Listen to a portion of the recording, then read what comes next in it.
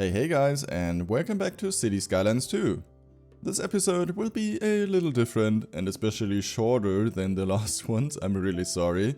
And yeah, I thought I'd tell you a little more about my thoughts about this build here, rather than just explaining what I did all the time. So let me know if you like this new approach to the commentary style and if I should do it this way more often. So yeah, to get started, this build was honestly, starting to be kind of a random idea. I just wanted to make a nice looking camping ground, nothing huge or fancy, just a, quiet spot somewhere in the Austrian countryside right next to our little village.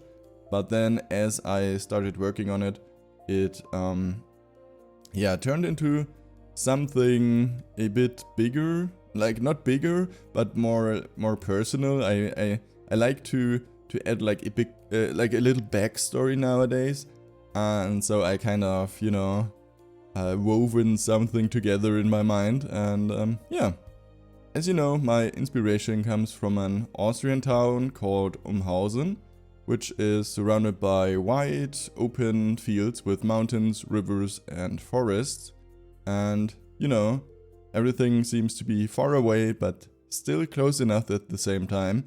And cutting right through these grassy fields, there's a single train line that I placed there, that just keeps going.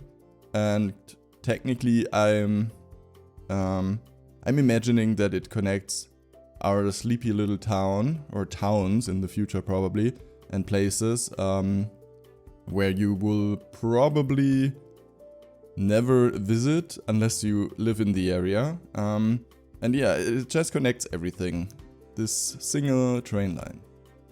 In Umhausen there is no train line, but there is a city nearby called Ötztal Bahnhof, and it also has like train station in its name already, which is kind of fun. And yeah, so I went with the idea to merge these cities more and more together. I was picking up things from Ötztal and just moved it in my interpretation of Umhausen. As you also know, I don't copy everything 100%, I just pick spots that I like and have this own interpretation of these towns, right? So yeah, here in this one, I had the idea of that calm, empty field that is, almost empty, but you have sometimes the silence gets like broken by a train that passes by for a few seconds, and that really got my inspiration going. So yeah, stick with me because we'll be doing the train line, a little later.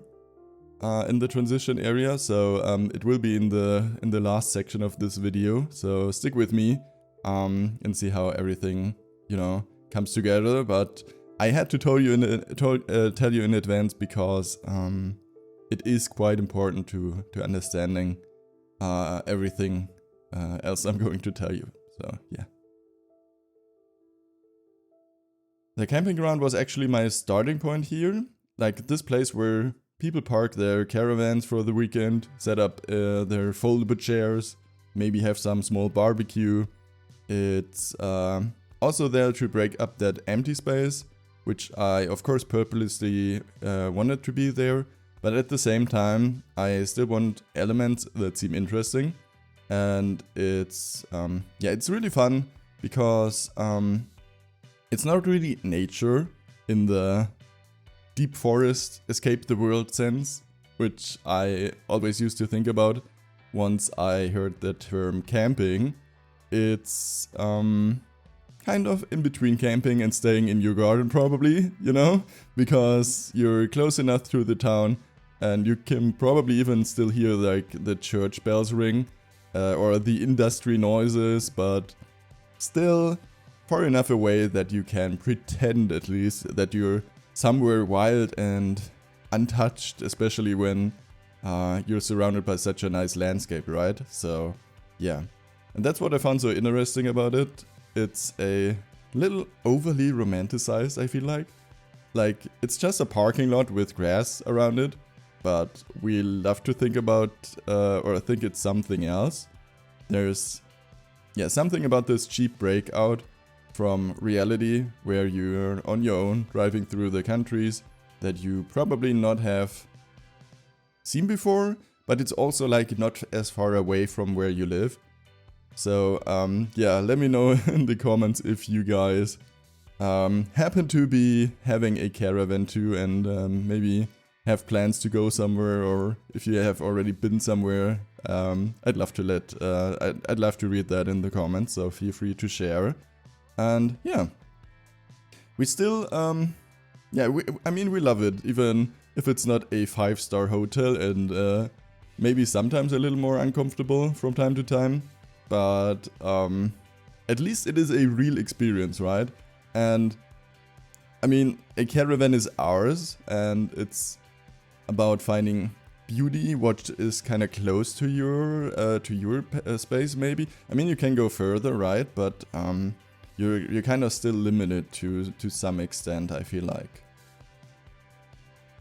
Actually, I think it would, or at least I would also sometimes prefer having to go, or being able to go with a caravan, because I'm really picky and I don't like to sleep in beds or blankets that are not mine. I know it sounds a bit weird, but I always have my own pillow and blankets with me when I travel, because I need something that belongs to home with me. So yeah, anyway, I leaned into that feeling of, you know, familiarity while I was building this camping ground, and I wanted it to look serene and a little nostalgic, maybe, like a place you might remember from a childhood trip, even if you've like never been to this actual camping ground, right? Because it's fictional. But you get the idea. And yeah, probably also because a lot of camping grounds look quite similar to each other, I guess. So, well, yeah. To top it even more, I added some tents here, as you can see, and fireplaces, so that people can actually get the true camping experience, or maybe not so true. There's even, yeah, I mean, it is not that authentic, because you are still like in this section which isn't really a forest, right? So technically, yeah, it's still not the real camping experience, but you get at least like a little better feeling to it. But at the same time, I also placed like a building there that is supposed to be like a restroom. So I guess we'll fake it till you make it, and if you don't think too much about it, you might not break the illusion if you ever go there to visit my camping ground there. So yeah. And let's get back to the green fields again, that stretch around the camp, but you still see the town in the distance, right?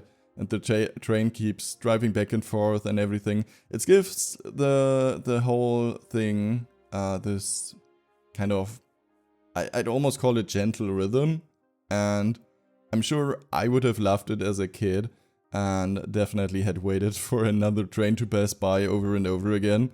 Maybe with a little timetable when the trains are you know, passing by and everything. So yeah, that would definitely have been me. And I think what I love most about this is that it kind of feels familiar. Like, it isn't super especially decorated or detailed. It's just a few plants and stones, and of course my decals and surfaces here that really make this feel like a nice meadow area, like a little grassy land. So yeah, here it is, like the in-between area that I was thinking about always. And we will be, as I said, building it in a second. I'm still going through the camping ground things, but I mean, I talked about it a lot, and yeah, we finally made it to the transition area. Or at least we will make it in a few seconds in the video, because I think I'm talking too fast. So, but I guess it's fine. Okay, so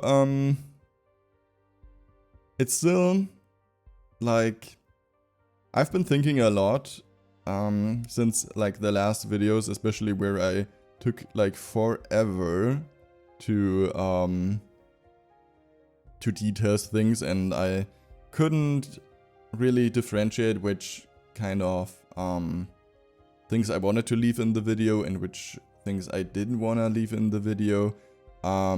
They aren't released yet. I think one is basically just out now. So I haven't heard your feedback on these episodes that were quite long, if you liked it or not. But for me it was a little too long. And generally, I'm sure how I'm, you know, continuing. Of course I will be continuing, but I wanna switch some things up from time to time. Try new stuff and everything. That's why I did this new commentary style on my thoughts here, even though it does not align with the actual video anymore that much. But I think it is still cool to, you know, get some insight. And as I said, we finally reached the transition area here that I feel like talking about for a lot of times in the past videos. So it's finally here. But yeah. Also, while I'm recording this here, I haven't continued yet, but I still have a lot of ideas, like the national park, for example. But I would also love to hear your ideas, guys. So please let me know in the comments, and especially if you also like enjoy everything you're seeing. Every like or comment helps me like a lot with probably like the YouTube algorithm. I'm not sure how everything works, but I feel like lately it has become a little more quiet around the CS2 community. And I would love to bring some, you know, some fresh wind into it again, and especially with the new episodes then.